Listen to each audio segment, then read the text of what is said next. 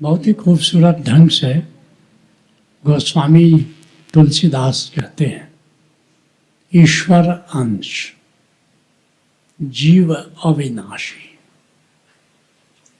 कहते हैं कि तीन चीजें हैं, इस अस्तित्व के तीन आयाम हैं, तीन घटक हैं, तीन कंपोनेंट्स हैं। एक है ब्रह्म है, एक जीव है और एक माया है। चौथा कंपोनेंट इस अस्तित्व में नहीं है। आपस में क्या संबंध है इसको भी बता देते हैं। ईश्वर अंश जीव, जीव ईश्वर से अलग नहीं है। मोहम्मद साहब कहते हैं ला इलाह इल अल्लाह।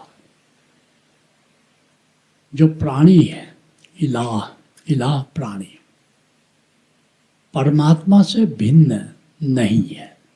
ला इलाह, ला मतलब नहीं, इलाह मतलब प्राणी, इल मतलब भिन्न, अल्लाह।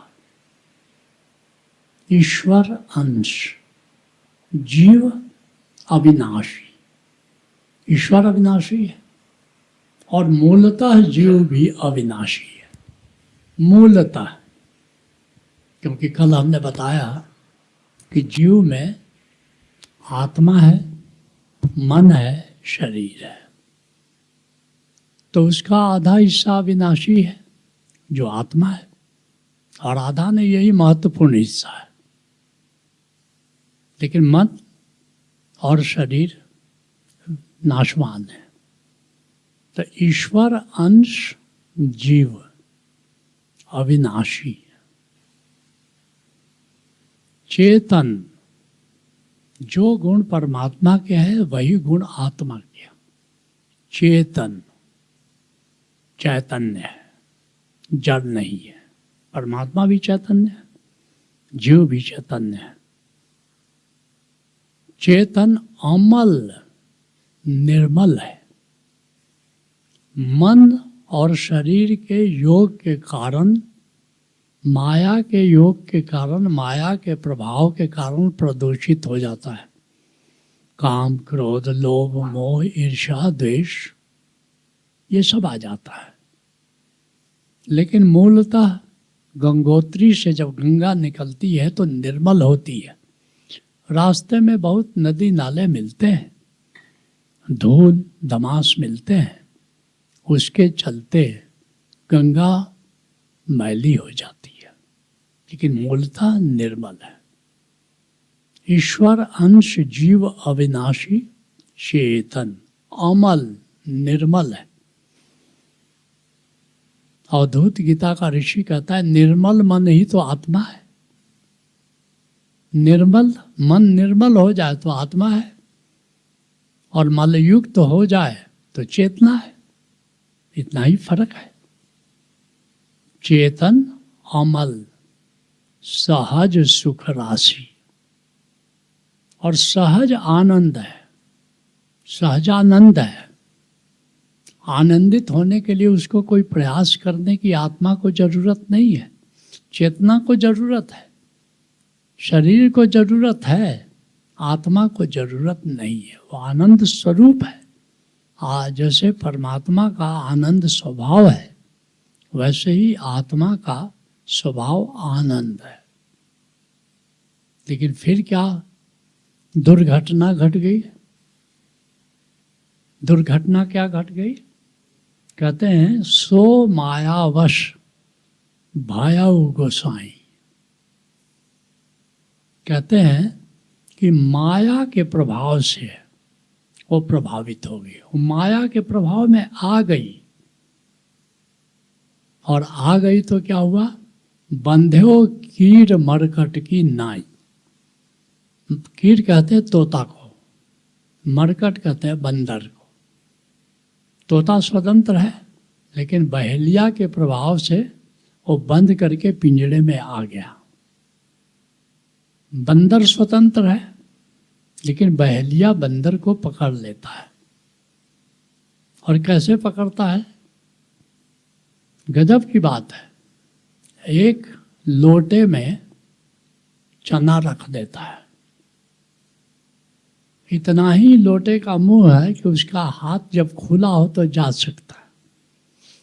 फिर क्या करता है कि उसको मुट्ठी में चना ले लेता है, और ले लेता है तो फिर निकालता है, उस लोटे को जमीन में गाड़ देता है। इतना नीचे गाड़ देता है कि लोटा उखाड़ने से नहीं उखड़ सकता। तो अब बंदर उखाड़ रहा है और उसका हाथ निकल ही नहीं रहा है। ये उसको नहीं है कि भाई लोटा ने नहीं बांधा है, तुम खुद ही बंधे हो।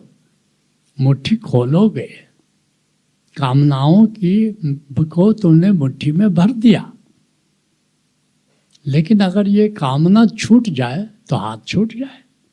बड़ा सरल उपाय है, लेकिन बंदर को कितना भी समझाओ वो मुट्ठी खोलेगा नहीं। मुट्ठी खोला कि हाथ निकला। ऐसे ही माया के प्रभाव से हम कामनाओं की जंजीर में फंस गए। हमने खुद कामनाओं को पकड़ा है, खुद पकड़ा है। कामनाओं ने हमको नहीं पकड़ा, हमने खुद पकड़ लिया। अब पकड़ लिया तो कामना छोड़ने को हम तैयार नहीं। कामना नहीं छोड़ेंगे तो निर्मल नहीं होंगे। लेकिन ये आदमी करता कैसे? ये माया के प्रभाव से। और वह माया कैसी है? कल हम लोगों ने जाना त्रिगुणात्मक है।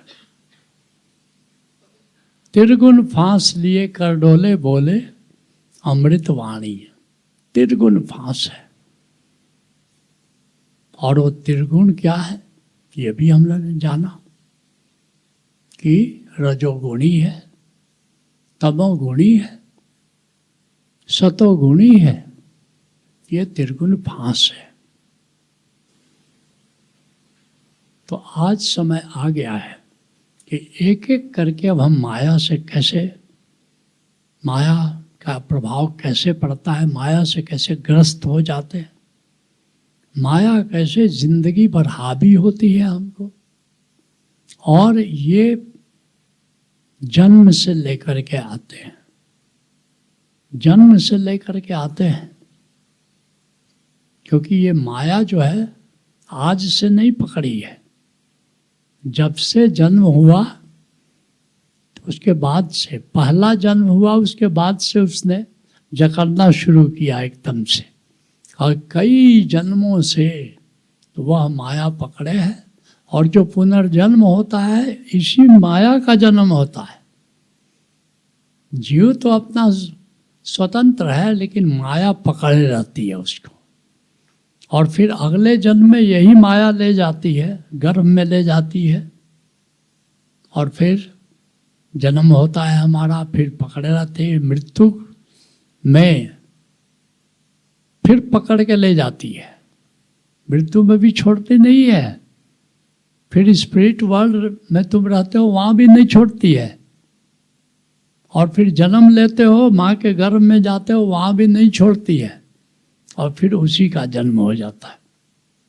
इसलिए पुनर्जन्म की जब घटनाएं हमारे यहाँ महाजीवन प्रज्ञा में होती हैं, तो पुनर्जन्म में ये भी देखते हैं कि ये इस जन्म में ये कौन सी माया से ग्रस्त है, रजोगुणी की, तमोगुणी की, सतोगुणी। तो सतोगुणी तो माया बाद में डेवलप करता है व्यक्ति, लेकिन रजोगुणी, तमोगुणी। अच्छा, पिछले जन्म में जैसे खास करके संतों का जो जन्म बार बार होता है, उसमें हमने खूब रिसर्च किया कि ये पहले क्या थे, उसके पहले क्या थे, तो पहले क्या थे, तो फिर पहले भी क्या यही माया थी। माया का मिलान करते हैं, तब प्रमाण मिलता है कि हाँ यही है। ओशो पूर्व जन्म में क्या थे, उसके पहले क्या थे, क्या तीनों की एक ही माया है? तो हाँ, कन्फर्म हुआ। क्योंकि माया का ही जन्म होता है, माया का जन्म होता है, आत्मा का जन्म नहीं होता है। आत्मा माया के प्रभाव में असली मूलतः नहीं है, लेकिन बहलिए के प्रभाव से हो गया। मूलतः तो बंदर स्वतंत्र है, मूलतः तो तोता स्वतंत्र है, लेकिन बहेलिए के जाल में वो फंस जाता है एकदम। तुम कहोगे कि परमात्मा ने ऐसा परम नियम क्यों बना दिया? माया के बनाओ, क्योंकि सृष्टि की लीला ही नहीं चलती, खेल नहीं चलता। जब तक दो टीम नहीं हो तब तक खेल नहीं चलता। द्वंद्व चाहिए तभी जाकर के खेल होगा। एक लीला चल रही है, संत कहते हैं लीला है, ये खेल है, खेल के लिए ही, और वो भी मजा लेता है। हमारे एक पड़ोसी थे, धनबाद की बात है, तो बुजुर्ग थे, काफ़ी बुजुर्ग थे, 80 के पार थे। वे मेरे मित्र थे। उनका लड़का करीब था 40-45 साल का, वो भी मेरा मित्र था। उसका लड़का 15-16 साल का था, वो भी मेरा मित्र था। तो तीनों ने अपना अपना, तीनों एक साथ नहीं मिलने आते थे। शाम का टाइम चुन लिया था, उदित झा उनका नाम था। शाम का टाइम उन्होंने चुना था। उस समय बच्चे खेल रहे होते थे वहाँ। तो एक दिन बड़े गंभीर होकर के उन्होंने पूछा कि ये जो सृष्टि है ये क्या है, ये क्या है? हमने कहा है कि लीला है। कि लीला का मतलब खेल है, जैसे बच्चे खेल रहे हैं ना, ऐसे ही। तो उन्होंने कहा ये खेल कौन कर रहा है, इसका आयोजक कौन है? परमात्मा है, जिसने सृष्टि बनाई, जिसने ये खेल बनाया, वो लीला देख के प्रसन्न होता है। तो बोलता है कि ये जो फुटबॉल कौन है? तो हमने कहा आप है। तो बड़े गंभीर हो गए। हमने कहा क्या बात है, सुनकर आप गंभीर हो गए? उन्होंने कहा वो तो देख के प्रसन्न होता है, लेकिन फुटबॉल से भी तो कोई पूछे। इतनी किक सा करके उस पर क्या बीतती है। हम बोले आप पूछो, मैं क्यों पूछूं? ठीक है, ऐसे ही खेल चल रहा है, खेल चल रहा है। तो हमने कल ब्रह्म को भी जान लिया, जीव को भी जान लिया। आत्मा प्लस माया, आत्मा प्लस शरीर प्लस चेतना, जो माया का आयोजन है। और माया क्या है ये भी हम लोगों ने जाना, और ये भी जाना कि माया त्रिगुणमयी है, त्रिगुणात्मक है। तो आज पहले गुण को हम जानेंगे, रजोगुणी माया। ये रजोगुणी माया पिछले 25 साल से या उससे भी ज़्यादा 30 साल से हम लोग ध्यान इतना ये महत्वपूर्ण है। कल हम बता रहे थे कि कृष्ण ने कहा कि गीता में कहा कि ज्ञान योग, कर्म योग और भक्ति योग वो सब ज्ञान है। और ये जो माया का ज्ञान है, क्योंकि माया को जानोगे नहीं तो माया से मुक्त कैसे होगे? सारा ज्ञान योग, भक्ति योग, कर्म योग तुम्हारा व्यर्थ हो जाएगा अगर माया को नहीं जानोगे। अभिमन्यु गया था, चक्रव्यूह में फंस गया, सारा अस्त्र शस्त्र चलाना जानता था, सारी विद्या जानता था, और 7वें गेट को खोलना नहीं जानता था। उस माया में फंस गया और मारा गया। तो सारा कर्मयोग का ज्ञान, भक्ति योग का ज्ञान, ज्ञान योग का ज्ञान तुम्हारा व्यर्थ हो जाएगा जब तक तुम 7वें गेट को भेदना नहीं जानोगे। जब तक माया को भेदना नहीं जानोगे तुम्हारी सारी साधना व्यर्थ हो जाएगी। इसलिए समर्थ गुरुधारा में पहले ही कार्यक्रम में माया को डील करते हैं। उस माया को कहते हैं, गौतम बुद्ध क्या कहते हैं? सम्यक जागृति, सम्मा सती। सम्मा सती मतलब माया का ज्ञान। गौतम बुद्ध ने इतना मूल्य दिया, और सम्मा सती को ही राइट माइंडफुलनेस कहते हैं, जो कि पूरी दुनिया में सम्मा सती, राइट माइंडफुलनेस तहलका मचाए हुए है। ब्रिटेन में सम्मा सती की मिनिस्ट्री बनी है, मिनिस्ट्री ऑफ राइट माइंडफुलनेस। इतना इम्पोर्टेंस इसको प्राप्त है, इस माया को। धीरे धीरे लोगों ने जानना शुरू किया कि ये माया, इसको जानना जरूरी है।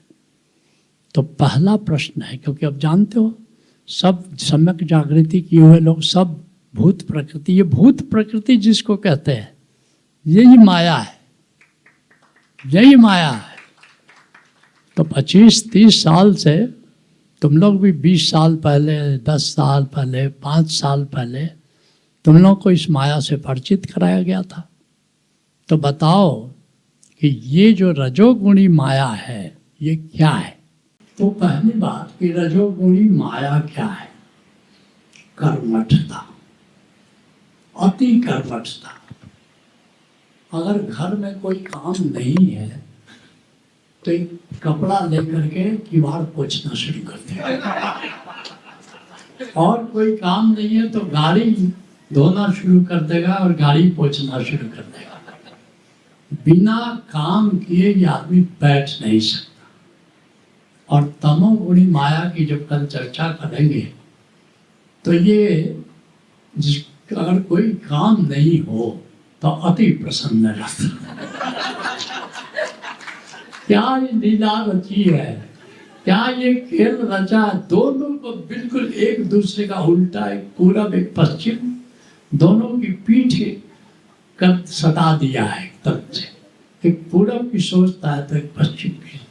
तो रजोगुणी माया की चर्चा करें वो कर्मठता, ये रजोगुणी माया की परिभाषा है। कर्मठता, अति कर्मठ होता है। और इसके 4 प्रकार होते हैं। पहला प्रकार क्या है? मैं सही।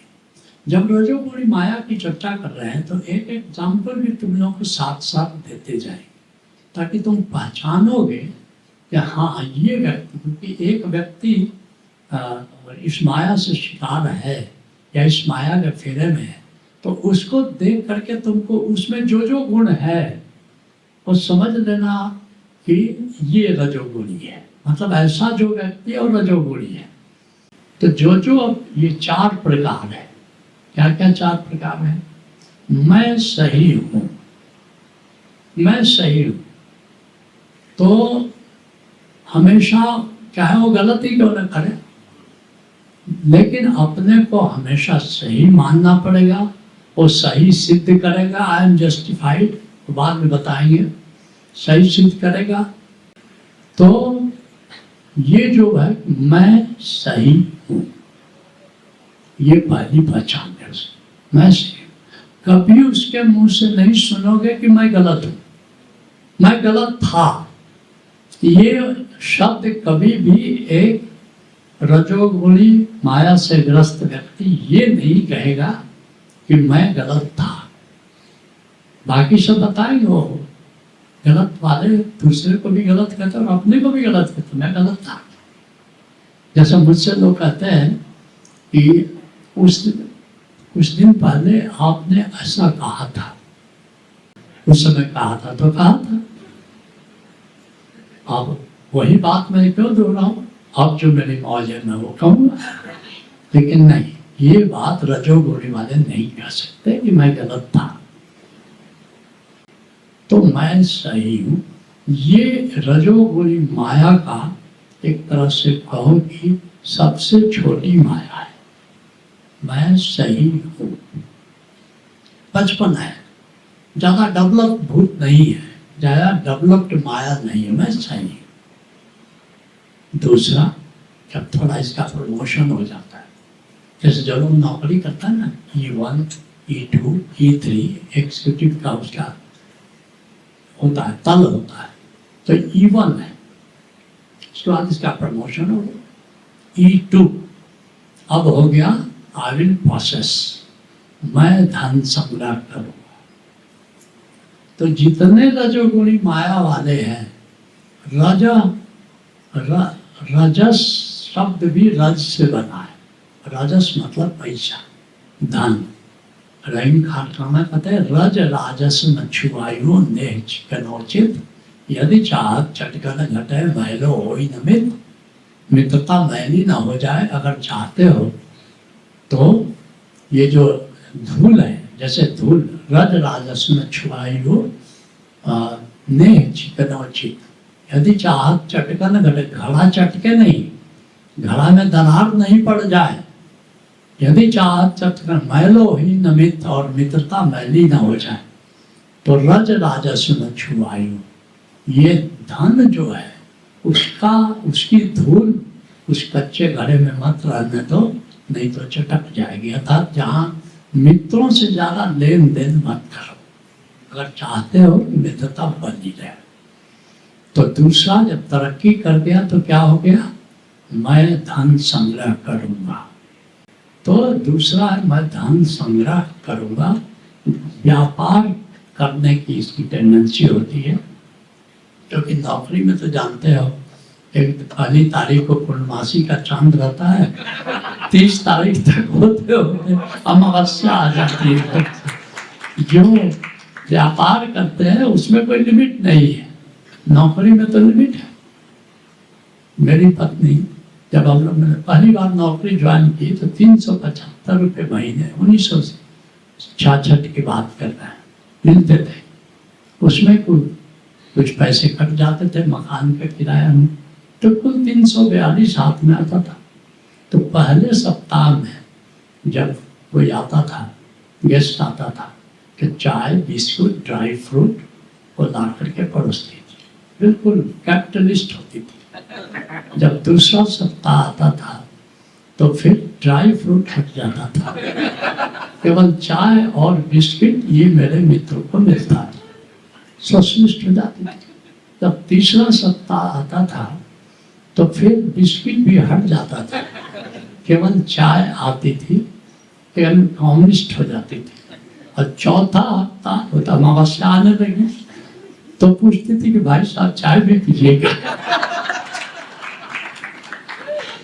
जो सभ्य आदमी होता था वो कहता था नहीं भाभी जी हमने पिया हुआ, लेकिन कुछ ऐसे भी होते थे कि हाँ पीऊंगा, ये तो बनाना पड़ता था एकदम सा। तो व्यापारी बनना चाहता था, क्योंकि अर्थगणित विद्या और अर्थागमो नित्यम, रोज पैसा आवे, ऐसा कुछ करना चाहता है। नौकरी पे करेगा तो साइड बिजनेस कर देगा कि कुछ रोज पैसा आए। जब और तरक्की करता है तो हो जाता आई विल डोमिनेट, मैं तुम पर हावी होऊंगा। जैसे अमरेश जी ने कहा लीडर होना चाहता है, हावी होना चाहता है, आई विल डोमिनेट। और जब और तरक्की हो जाती है अर्थात माया और प्रबल हो जाती है, रजोगुणी माया, तो आई एम जस्टिफाइड, मैं न्याय संगत हूँ। वो तर्क से सिद्ध करेगा कि कैसे मैं सही हूँ। तो ये है रजोगुणी माया।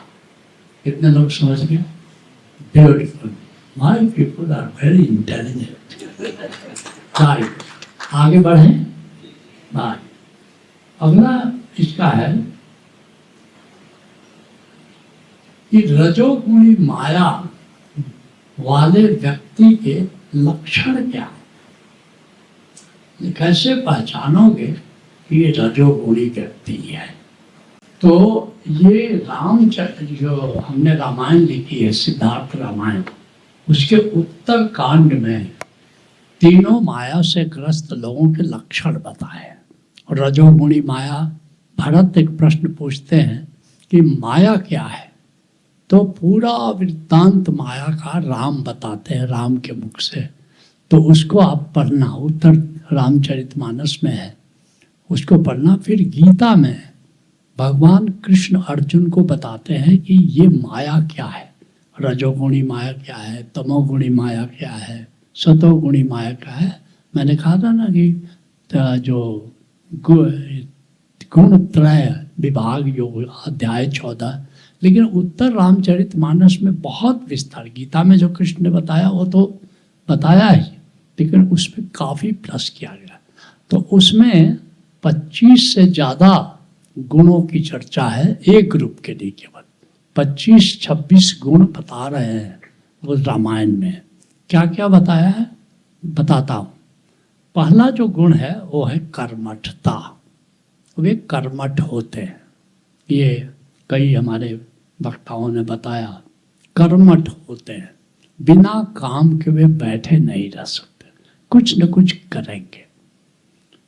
दूसरा गुण क्या है? वो प्रेमल होते हैं, प्रेमपूर्ण होते हैं, केयरिंग होते हैं, लविंग होते हैं। ये एक ग्रुप वालों की विशेषता है। ठीक है, जहाँ नहीं समझ में आएगा आप हाथ उठा देना, और हो सके तो नोट करना अपनी डायरी पर। ये बड़ा महत्वपूर्ण है। इसके आधार पर तुम किसी व्यक्ति को पहचान सकते हो, क्योंकि तीनों दिन ये बताएंगे हम। रजोगुणी वाले को किस गुण के आधार पर, लक्षण के आधार पर पहचानोगे, तमोगुणी वालों को कैसे पहचानोगे, सतोगुणी वालों को कैसे पहचानोगे। ठीक है, तो पहली पहचान है कर्मठ होते हैं, कुछ न कुछ काम करते ही रहते हैं। दूसरा गुण क्या है? प्रेमल होते हैं, लविंग होते हैं, प्रेम झलकता है, जिससे भी मिलते हैं बड़े प्रेम से मिलते हैं। राइट। और तीसरा लक्षण क्या है उनका? सही होने का भाव, कि मैं सही हूं। कभी भी अपने को गलत नहीं कहेंगे, न ये कहेंगे कि मेरी जिंदगी में एक भूल हो गई है, ऐसा कभी नहीं कहेंगे। जबकि बाकी कई लोगों को पाओगे, हाँ मेरे से एक भूल हो गई थी, मेरे से गलती हो गई थी। लेकिन एक ग्रुप वाले ये स्वीकारोक्ति नहीं करेंगे, ये पादरी के पास जाके एफर्मेशन नहीं करेंगे कि मुझसे ये भूल हो गई है। राइट। लेकिन एफर्मेशन करने वाले तमोगुणी होते हैं, वही जाते कि हाँ ये भूल हो गई, ये भूल हो गई, रियलाइज करते हैं। चौथा, जैसे हमारे एक पार्टिसिपेंट ने कहा भी कि ये प्रवृत्ति मार्गी होते हैं। ये जो है प्रवृत्ति मार्ग का मतलब क्या होता है कि इंट्रोवर्ट नहीं होता, एक्सट्रोवर्ट होते हैं, एक्सट्रोवर्ट होते हैं। प्रवृत्ति मार्ग और निवृत्ति मार्ग, ये भक्ति के या ज्ञान के ये दो मार्ग अलग अलग है। प्रवृत्ति मार्गी कौन होते हैं? जो रजोगुणी होते हैं। निवृत्ति मार्गी कौन होते हैं? जो तमोगुण होते हैं। वो ये एक्सट्रोवर्ट होता है, वो इंट्रोवर्ट होता है। तो इसलिए कहा गया है कि ज्ञान मार्ग जो है वो सबके लिए निवृत्ति मार्ग, ज्ञान मार्ग को ही इसलिए निवृत्ति मार्ग अर्थात आत्मा की खोज में इनके लिए सूट करता है कि आत्मा को जाने। और जो एक्सट्रोवर्ट होते हैं, प्रवृत्ति मार्गी होते हैं, वे भक्ति मार्ग उनको सूट करता है। इसलिए अगर गौतम बुद्ध, पहले क्या होता था, कुछ गुरु ज्ञान मार्गी होते थे, कुछ गुरु भक्ति मार्गी होते थे। तो ज्ञान मार्ग के पास अगर मान लो बुद्ध थे, ज्ञान मार्गी थे, अगर बुद्ध के पास मीरा पहुंच जाती तो मीरा को वे स्वीकार नहीं करते अपनी शिष्या, बोलते कि मैं तुम्हारे लिए नहीं हूं, तुम कहीं और जाओ। अगर उसी तरह रविदास साहब के पास अगर कृष्णमूर्ति पहुंच जाते तो कहते कि मैं तुम्हारे लिए नहीं हूं, क्योंकि वो भी रूप के कृष्णमूर्ति है। ओशो पहुंच जाते रविदास साहब के पास, कहते कि नहीं मैं तुम्हारे लिए नहीं हूं। एक बार क्या हुआ कि ओशो की सेक्रेटरी थी माँ नूतन, क्या नीलम, माँ नीलम। तो माँ नीलम ने पूछा कि ओशो, जब आप बुद्ध पर बोलते हैं तो आप ज्ञान मार्ग के बारे में बताते हैं, जब आप मीरा के बारे में बोलते हैं तो भक्ति मार्ग है, तो मेरा मार्ग क्या है? तो ओशो ने कहा कि मैं तुम्हारी प्रकृति को अच्छी तरह जानता हूं, तुम भक्ति मार्गी हो, तुम भक्ति में जाओ। लेकिन जैसा ओशो का था ना, पूरी बात एक जगह कहते नहीं थे। क्यों पहचाना, कैसे पहचाना उन्होंने कि भक्ति मार्ग है? क्योंकि वो जानते थे कि रजस है, रजस। लेकिन ये बात ओशो ने कहीं भी नहीं कही कि जो रजस मार्गी है वे भक्ति मार्ग उनका है, और जो तमस वाले हैं वे ज्ञान मार्ग के हैं। ये बात नहीं कहा। इसका मतलब कि ओशो अच्छी तरह जानते थे ये, लेकिन कमल, जैसे कहते थे कि मेरा हर प्रवचन कमल की तरह है, जड़ कहीं और है तो फूल कहीं और है। जहाँ फूल है वहाँ जड़ नहीं है, और जहाँ जड़ है वहाँ फूल नहीं है। तो पूरी बात कहते नहीं थे, और इससे लोग विभ्रमित हो जाते थे। नीलम वाली ये बात सुन करके मुझे नहीं पता चला कि फिर मेरा क्या मार्ग है। अगर वो बता देते कि रजस वालों के लिए भक्ति मार्ग है और तमस वालों के लिए ज्ञान मार्ग है, तो हम सब लोग फिर वही सोचते। तो इसीलिए, और एक और बात, सतोगुणी वालों के लिए सारे मार्ग खुले, सारे मार्ग खुले। इसीलिए समर्थ गुरु धारा में जितने प्रज्ञा प्रोग्राम हैं उनके माध्यम से हम तुम्हें ढाल रहे हैं सतोगुणी में। कभी कभी तुम समझते हो कि इतना प्रज्ञा प्रोग्राम क्यों रखा है? इसीलिए रखा है क्योंकि तुम में से कुछ लोग रजस हैं, कुछ लोग तमस हैं। तो एक ही चीज तो काम नहीं करेगी। फिर तो जो जैसे शुरू में 14 ज्ञान मार्ग है, 14 तल के कार्यक्रम, 15 से 28 भक्ति मार्ग है। तो जो 14 तल करने के बाद कुछ लोग तो मिसफिट हो जाएंगे, जो रजस है वो, जो तमस है वो मिसफिट हो गए। और फिर जो भक्ति मार्ग वाले आ गए, ए ग्रुप वाले आ गए, वो तो शुरू में ही अनफिट फिट करेंगे अपने आप। तो इसलिए पैरेलल हमारी कोशिश होती है कि तुमको सतोगुणी बना दिया जाए, ताकि दोनों मार्ग को तुम कुशलता से कर सको। ये भी ठीक है, राइट। तो प्रवृत्ति मार्गी होते हैं। और पांचवा लक्षण मिलनसार होते हैं, बड़े खुल के मिलते हैं एकदम से। हाँ, जैसे ऐसे कोई बड़ा प्यारा मित्र मिल गया, और इतने मिलनसार होते हैं कि हमने देखा एक भयंकर एक ग्रुप वाला, हमारा ही पार्टिसिपेंट आचार्य भी, नाम नहीं लूँगा, कि वो फोन पर ही शुरू करता, आई लव यू, कोई हो, आई लव यू। हमको हंसी भी आती है कि भाई ये क्या कर रहे हो, आई लव यू, ठीक है। तो इतने प्रेबल होता, but he means it, he means it. ऐसा नहीं कि वो झूठ बोल रहा है, आई लव यू, क्योंकि वो प्रेबल होते हैं तो सबको बड़े प्रेम से मिलते हैं, राइट। रामायण के कोटेशंस जो मैंने लिखा वो मैं नहीं कह रहा हूँ, वो तुम बाद में अपना उत्तर कांड में उसको तुम पढ़ लेना, राइट। अब छठा गुण क्या है? परोपकारी होते हैं। परोपकार में इनकी रुचि होती है, हमेशा कुछ न कुछ परोपकार करते रहेंगे। बिना परोपकार के इनको अच्छा नहीं लगता, स्वार्थी जीवन जीना अच्छा नहीं लगता। तो परोपकारी होते हैं, ठीक है। सातवां लक्षण क्या है? इनमें दया भाव होता है। जितने ये कबूतर को दाना खिलाने वाले लोग हैं ना, ये सब आईडी है। अभी बंबई म्यूनिसिपल कॉरपोरेशन बंद करना चाहती है, लेकिन ये आंदोलन चला रहे हैं, आंदोलन चला रहे हैं, राइट। तो ये दया भाव इनके मन में हो जाए, और नहीं तो चींटी को खिलाएंगे, और नहीं तो कुछ कुछ करेंगे, अच्छी बात है। ये मैं लक्षण के रूप में कह रहा हूँ, मैं गुण अवगुण की बात नहीं कर रहा। ये परोपकार केवल अपने बारे में नहीं सोचते हैं, सेल्फ सेंटर्ड नहीं होते, राइट। फिर क्या है कि इनमें आठवां गुण, आठवां लक्षण बता रहा हूँ, उदारता होती है। ये उदार होते हैं, दानी होते हैं। दान में कोई चीज़ सार्वजनिक काम हो रहा है, मान लो मंदिर बन रहा है या कोई अस्पताल बन रहा है, सार्वजनिक कुछ भी काम सार्वजनिक हो रहा है, तो ये उदार होते हैं, प्रोड होते हैं, खुले दिल के होते हैं और खुल करके दान करते हैं। और फिर नौवां लक्षण क्या है? संवेदनशील होते हैं, संवेदना होती है।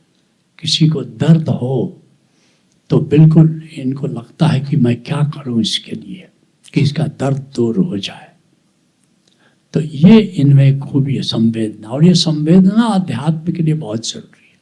संवेदना हृदय में ना होती तो हृदय पाषाण हो गया होता, मधुरिमा कंठ में ना होती तो शब्द विष्पान हो गया होता, वासना प्रेम में ना होती तो प्रेम वरदान हो गया होता, याचना भक्ति में ना होती तो भक्त भगवान हो गया होता।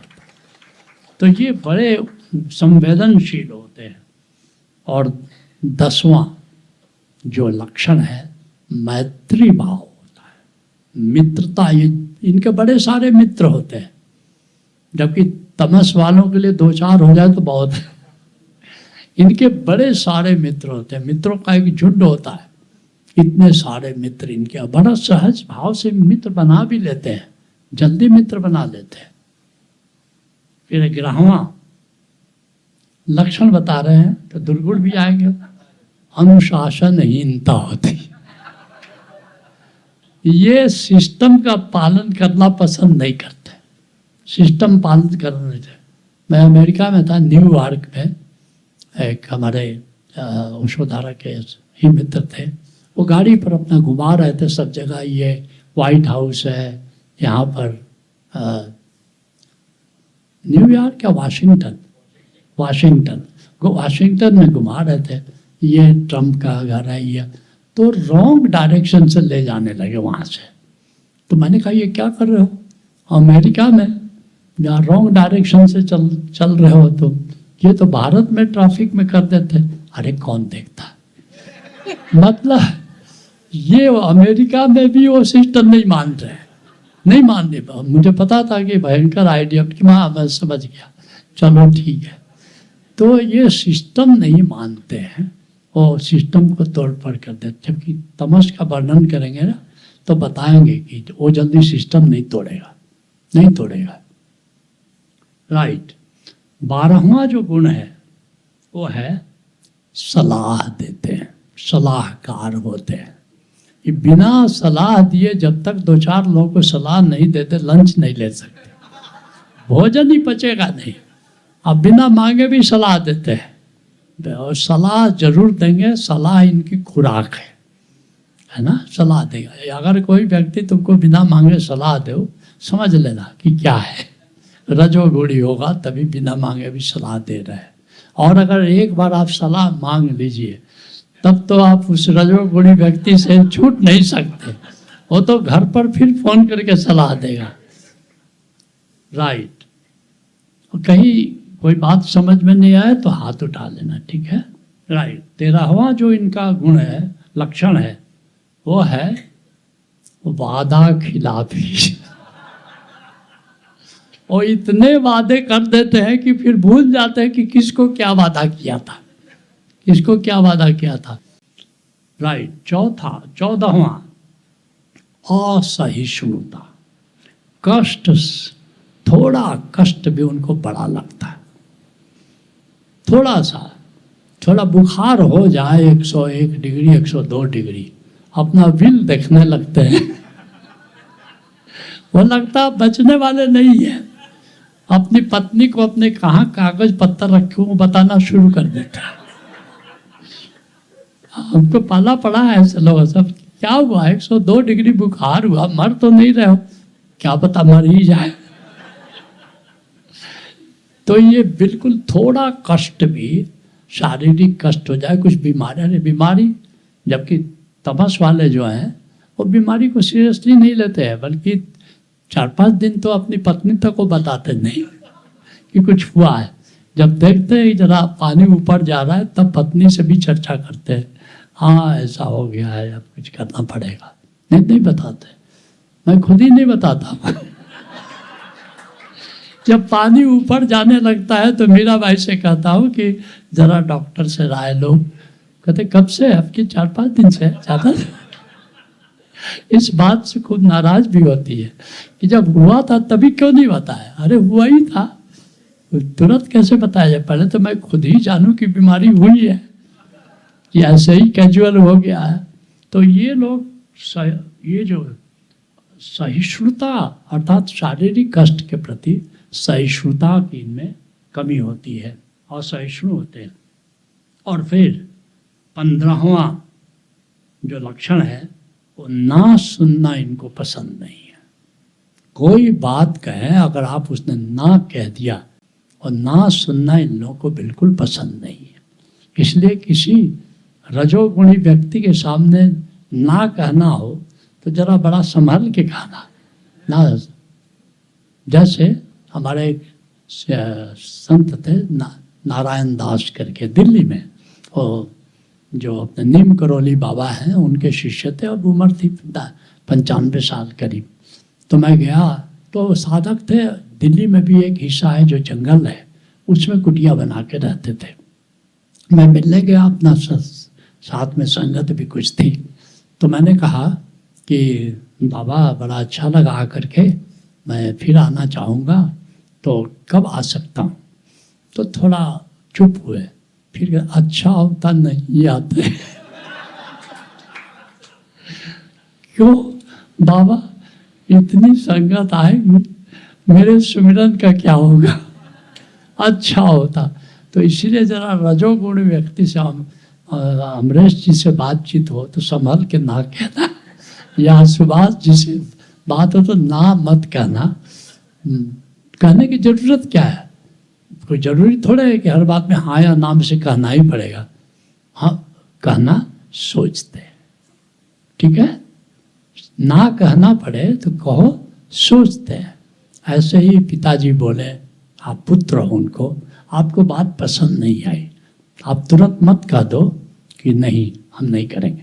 आपको अच्छा पापा सोचते हैं, वो इंटेलिजेंट आदमी होते, वो समझ गए कि बात जची नहीं इसको, लेकिन बुरा नहीं मानेंगे, बुरा नहीं मानेंगे, सोचते हैं, ठीक है ना। तो ना सुनना उनको पसंद नहीं है, राइट। तो अब तक 15 गुणों की हम लोग चर्चा कर चुके हैं, यहाँ तक ठीक है, राइट। बस थोड़े से गुण और लक्षण और बच गए। 16वां है महत्वाकांक्षा। हनुमान कूद कर देते हैं, चाहे हड्डी पसली टूट ही न जाए। इसलिए सबसे पहले जब अमरेश या सुभाष जी कुछ प्रपोजल हमारे पास लाते हैं तो मैं देखता हूँ कि हनुमान कूद वाली बात तो नहीं है, क्या ये संभव है? फिर देख लेता हूँ हाँ संभव तो है, हम की ठीक है, ठीक है। लेकिन जहाँ मैं देखता हूँ कि ये तो हनुमान कूद वाली बात है, तो मैं कहता हूँ कि मैं सोचता हूँ मैं सोचता हूँ। तो ये लोग हतोत्साहित फिर नहीं होते हैं, कहते कि स्कोप है भी, राइट। फिर 17वां जो लक्षण है जिसकी चर्चा पहले हम लोग कर चुके, डींग हाँकना, डींग हाँकना, ये कर दें। इससे 18वां जो लक्षण है वो पहले बात हो गई बकवादी। बकवादी मतलब बोलता है सुनता नहीं, ज़्यादा बोलता है बहुत थोड़ा सुनता है, राइट। और फिर 19वां जो लक्षण है, इनमें मेरापन होता है, अपनापन होता है। जिन लोगों से जो भी इनके दोस्त हैं मित्र हैं, सबसे बहुत अपनापन होता है, अपनापन होता है, राइट। 20वां लक्षण, इनमें ममता होती है। देखो मेरापन और ममता, मेरापन क्या होता है? मन के तल पर जब अपना समझते हो तो उसको कहते हैं मेरापन, और जब हृदय के तल पर संबंध जोड़ते हो तो उसको कहते हैं ममता। तो इनमें ममता भी होती है, मेरापन भी होता है। मेरापन मित्र की तरह समझ लो। ममता जो है जिसको हृदय से प्यार करते हो, जैसे अपना बच्चा है या जो भी है, जिसके माँ को जैसे ममता होती है, हृदय से जोड़ बनता है जिसको ममता कहते हैं। तो ये एक रूप वालों का है, इसमें मेरापन ममता ये दोनों है।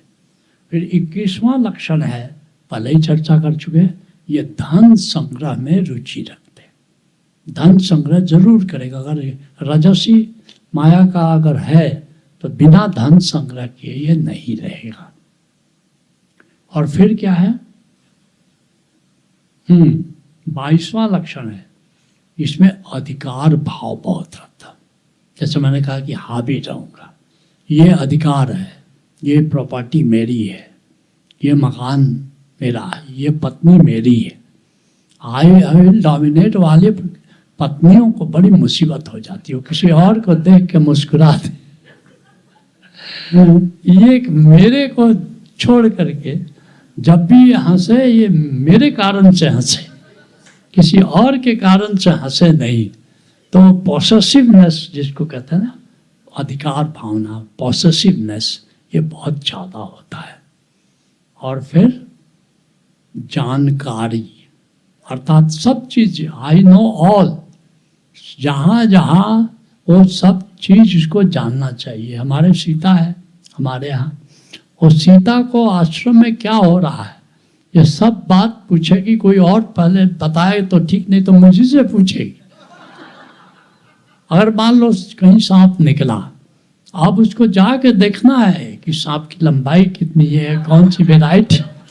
हमने कहा निकलने दो, कोई बात नहीं है, तो नहीं कौन सा सांप है, लंबाई कितनी है, मतलब पूरी जानकारी दुनिया में क्या हो रहा है।